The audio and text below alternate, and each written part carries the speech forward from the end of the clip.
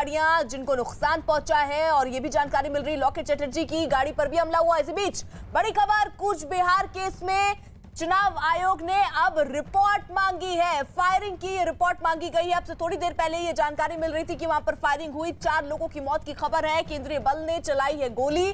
आत्मरक्षा में बताया जा रहा है ये फायरिंग हुई है, जिसकी रिपोर्ट अब चुनाव आयोग ने मांगी है। इसमें 4 लोगों की मौत की खबर थी। स्थिति पर कंट्रोल, नियंत्रण करने के लिए दरअसल ये किया गया। कूच बिहार केस में अब चुनाव आयोग गंभीर दिख रहा है। चुनाव आयोग ने बाकायदा एक रिपोर्ट मांगी है और इसमें फायरिंग किस स्थिति में, किस परिस्थिति में की गई, ये रिपोर्ट में बताना होगा।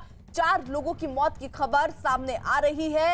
आत्मरक्षा में ये फायरिंग की गई, जो कि सुरक्षा बल वहां पर तैनात है उनकी तरफ से ये कहा गया है।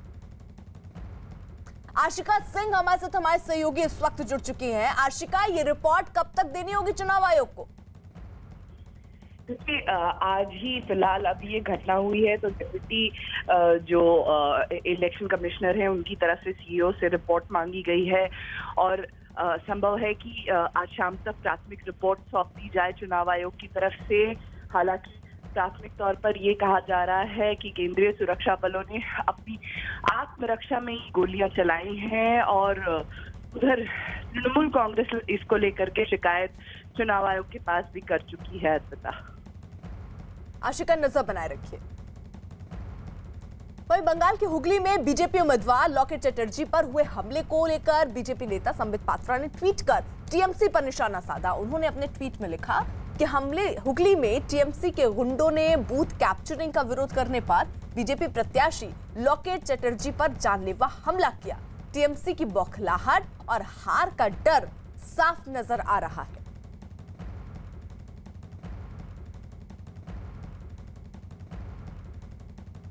चंद्रमोहन हमारे साथ, हमारे सहयोगी मौजूद हैं। और चंद्रमोहन, आप जहां पर हैं वहां से जरा तस्वीरें दिखाइए, किस तरीके की स्थिति है?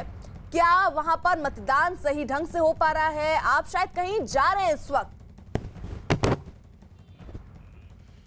बिल्कुल, देखिए, बाबुल सुप्रियो के साथ हम निकले हुए हैं और अभी अब से थोड़ी देर पहले तो ये टॉलीगंज विधानसभा के 291 नंबर बूथ पर गए थे।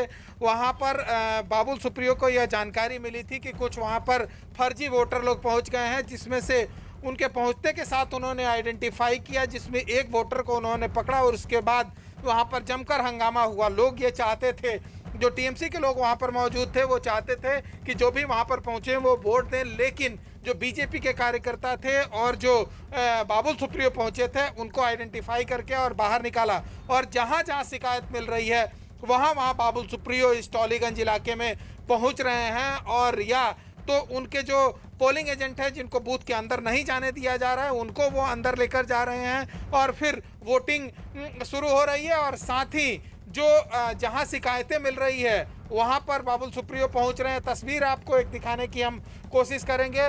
अभी यहां पर इनका काफिला कुछ देर के लिए रुका हुआ है, लेकिन अभी ये बताया गया कि अगले 2 मिनट बाद फिर अगले बूथ पर यहां से जाएंगे बाबुल सुप्रियो और जैसे जैसे इनको जानकारी मिल रही है वैसे वैसे बूथ की ओर पहुंच रहे हैं। सबसे बड़ी बात यह है कि जो ये टॉलीगंज विधानसभा क्षेत्र है यहाँ की लड़ाई काफ़ी दिलचस्प है। एक तरफ बीजेपी के उम्मीदवार जो केंद्रीय मंत्री हैं बाबुल सुप्रियो वो चुनाव मैदान में हैं, तो वहीं टीएमसी से अरूप विश्वास हैं जो ममता बनर्जी के काफ़ी करीबी माने जाते हैं।